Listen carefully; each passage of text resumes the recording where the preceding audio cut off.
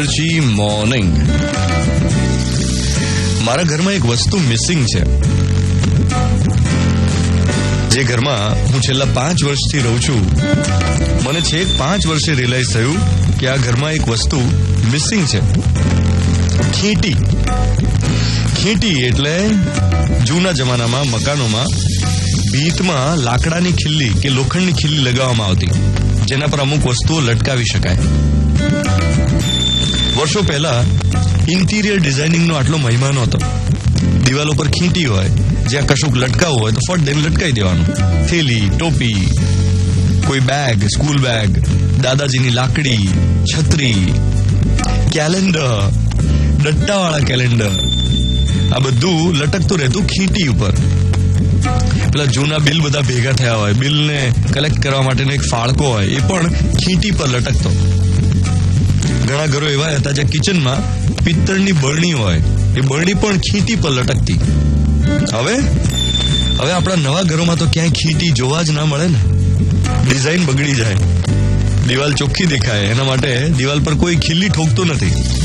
માત્ર પેઇન્ટિંગ કે wall hanging piece લગાવવા માટે ખીલ્લી હોય, જે સુશોભન કરે, એટલે દિવાલ સરસ દેખાય એના માટે. હવે આ વસ્તુ મને યાદ એટલા માટે આવી કે મારા ઘરમાં ઘણીવાર મારી કેટલી વસ્તુ અસ્તવ્યસ્ત પડી હોય, અને હું આજકાલ બહુ ધ્યાન આપું નહીં તો ઘણીવાર અડફેટે ચડી જાય વસ્તુ.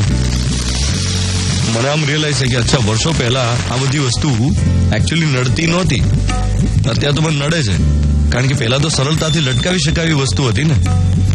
ખીંટી હતી ઘરમાં. પછી મને યાદ આવી એક વાર્તા, મનની ખીંટી. એક સુથારની વાર્તા હતી, કાર્પેન્ટર, જે હંમેશા સાંજે ઘરે આવે ત્યારે એના આંગણામાં એક ઝાડ હતું. એ ઝાડને અડે અને પછી ઘરમાં એન્ટર થાય. એક વાર એના પાડોશીએ પૂછ્યું કે આ શું કરો છો રોજ, તમે ઘરમાં એન્ટર થાવ ત્યારે આ ઝાડને કેમ અડીને અમે એન્ટર થાવ છો?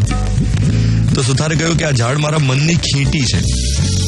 હું કામ ઉપર જઉં, હવે દરેકને કામમાં કોઈને કોઈ તકલીફ તો પડે જ. આખો દિવસ જે તકલીફ પડી હોય એની સાથે મારી વાઈફ અને બાળકોને શું લેવા દેવા?